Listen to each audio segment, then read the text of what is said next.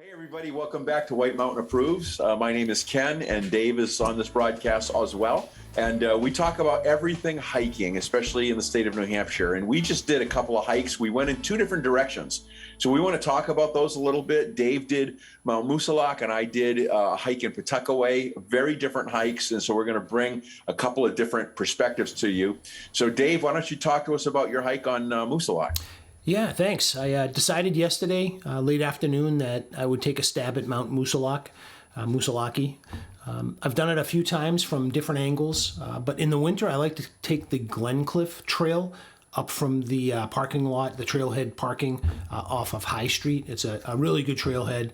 It's a nice, steady climb all the way up to the ridge.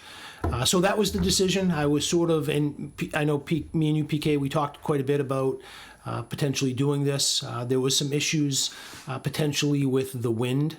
Originally, it was forecasted that it was going to be heavier winds this morning, and there was not supposed to be a great deal of sun. On the good side, though, the temperatures were supposed to be fairly mild, at least for the end of February. So I got up there this morning. I hit the trailhead at just about 7 o'clock on the dot. There was only a couple cars there, which is pretty rare.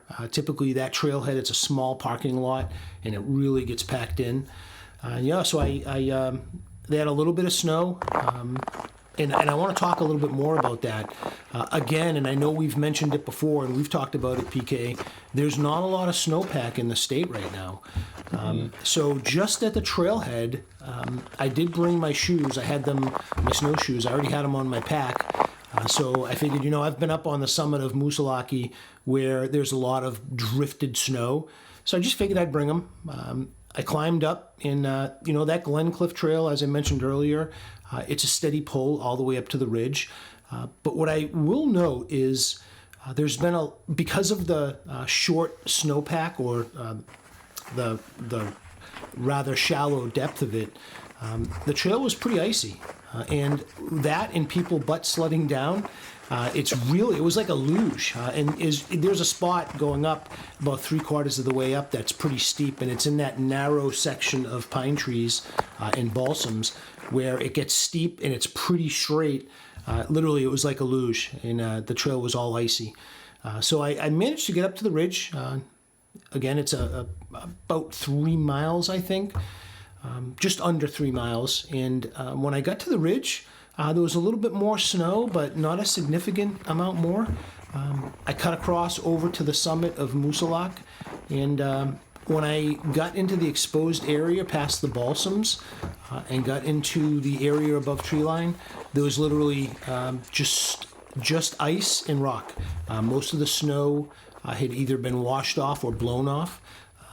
But that sort of goes hand in hand with there's not a very deep snowpack this year. So getting up there, the summit was fairly windy. Actually, my parents came over yesterday and they had bought me a new anemometer. So I managed to rip that out and I gave it a test run. And I got a reading of, it sort of bounced around because it was blustery. And as you know, PK, the wind comes from every angle. But it was between 17 and 27, depending on how I held it. So I do need to look at the instructions more and figure out exactly how to set it up and get it ready. But now then, my only other comment on the hike, it was a great hike. It was cloudy. It was very, very warm. Up at the summit, it was about 30 degrees, maybe a touch colder. But it was all ice and not much snow up on the summit, which is really surprising for the end of February. But I'll turn it back over to you, PK. How was your hike today? I got a couple questions Sure. for you. Run into a lot of other hikers? So I did. Going up, I didn't run into anybody. However, on the way back down, there was a decent amount of people heading up. And the sun, it was starting to get a little bit broken, so the sun was starting to come out in places. But there was a fairly steady stream of folks coming up. I didn't count them, but I'd say probably 10, 12 people in different parties. So, yeah, decent amount of people. And you know what's surprising? They were sort of late starting, because I was coming down around 10:15, 10:30, and they were, they were about halfway up that trail, so they had gotten a late start that morning. Yeah. Definitely. Now, the cliff, that's part of the Appalachian Trail, right? It is. Yep. Yeah. That's a great trail. It is. So, before I jump into my hike, I just want to explain to our viewers about Keith and Ian. They're not with us tonight because this is Monday night, and that's when Keith gets his pedicure and Ian gets his perm. Yeah. So I just want to make sure that they know that. So yeah, I'll throw this out there, and I'm not going to mention which one, and perhaps maybe a viewer will guess and leave it in the comments down below. But it's one of their birthdays today, and we won't let the cat out of the bag. But one of them, he's a birthday boy. Yeah, Definitely. it's a birthday boy. Yeah.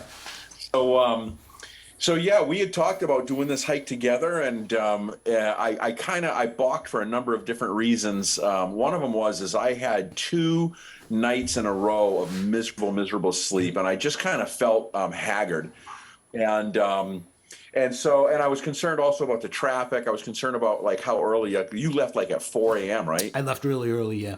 Yeah, so that, so I decided to pass. But then when I slept in till 8:30, which it was so great. And then I hung around for a little bit, and I was, looking out at how beautiful the sun had come up. The temps were shooting up fast. I grabbed my day pack and a puffy and my secondary spikes. So you viewers might want to consider this. I have a really nice pair of Hill Sound spikes that are about $65.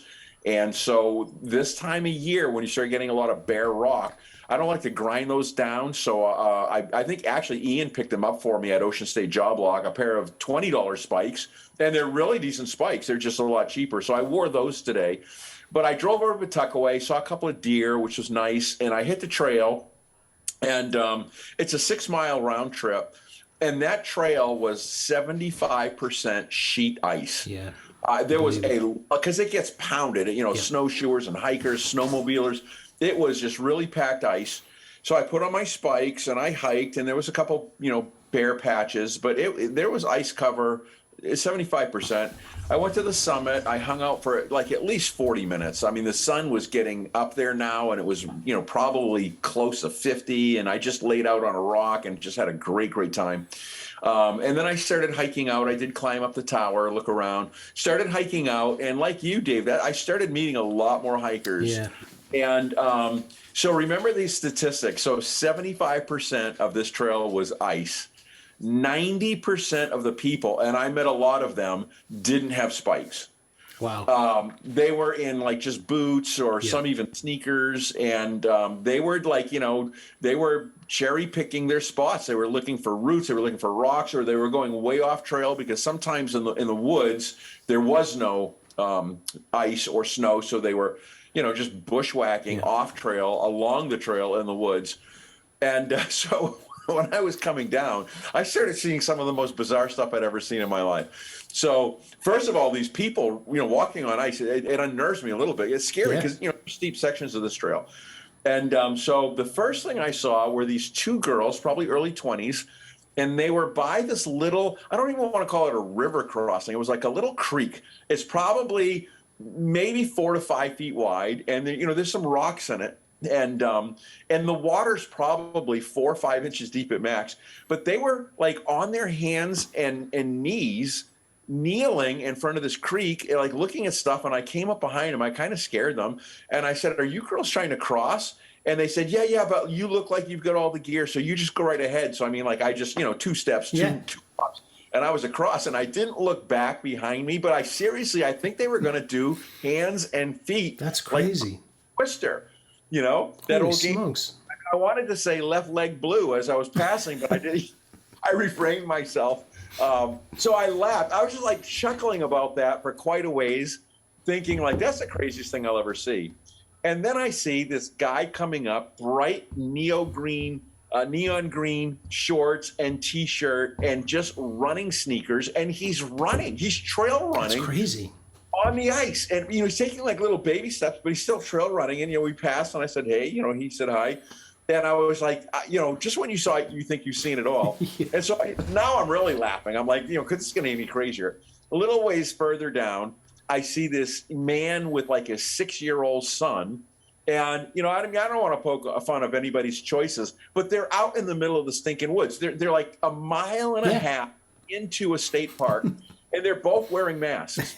They're hiking with masks on, Wow. and so I mean, I just laughed. I'm like, hey, you do you. I'm not going to judge, but then again, I guess I am because it was pretty messed up. So then I saw some more people, and then right when I was coming out, there was this girl coming in, probably late 20s.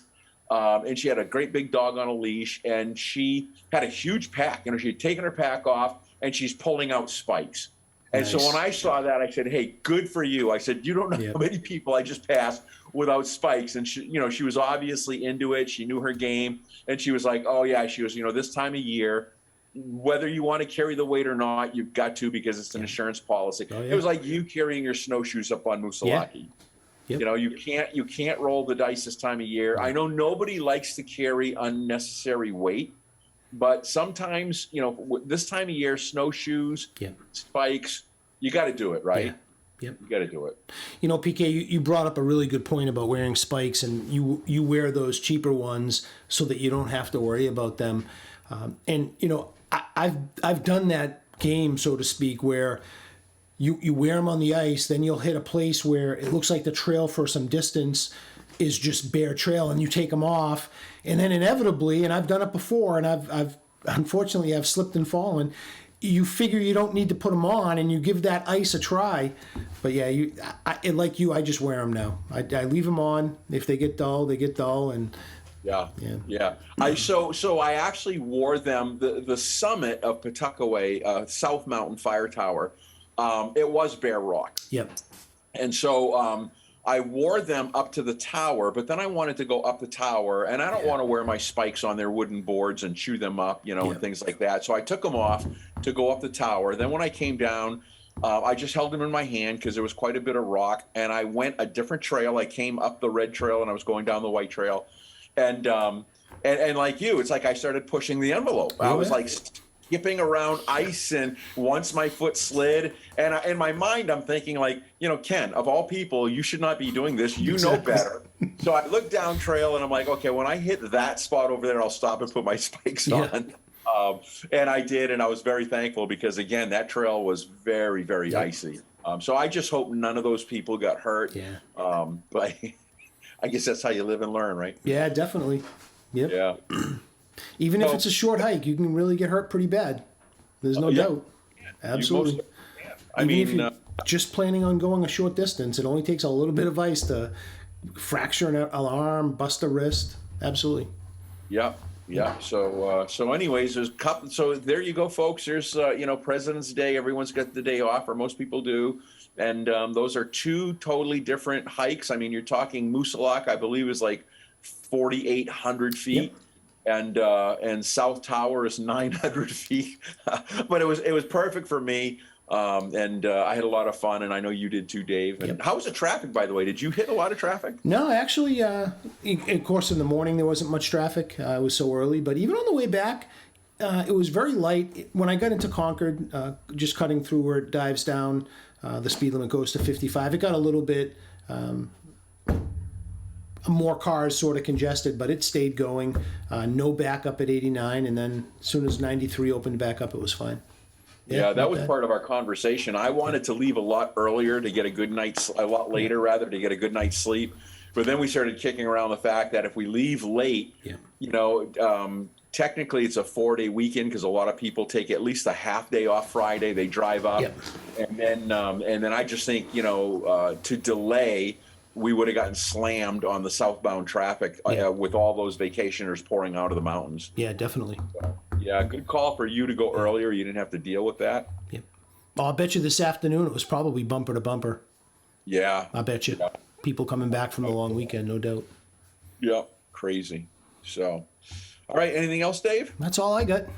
Okay, well, folks, thanks for tuning in this broadcast. Spread the word that we're doing these things. Sometimes we do gear reviews. Sometimes we unpack one of the 4,000 footers, talking about trail conditions and what you can expect on that hike. And then sometimes we just talk about some random things like our 2 different hikes today. Yeah.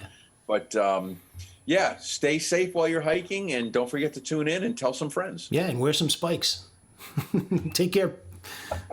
Bye-bye, everybody. Oh, that's something.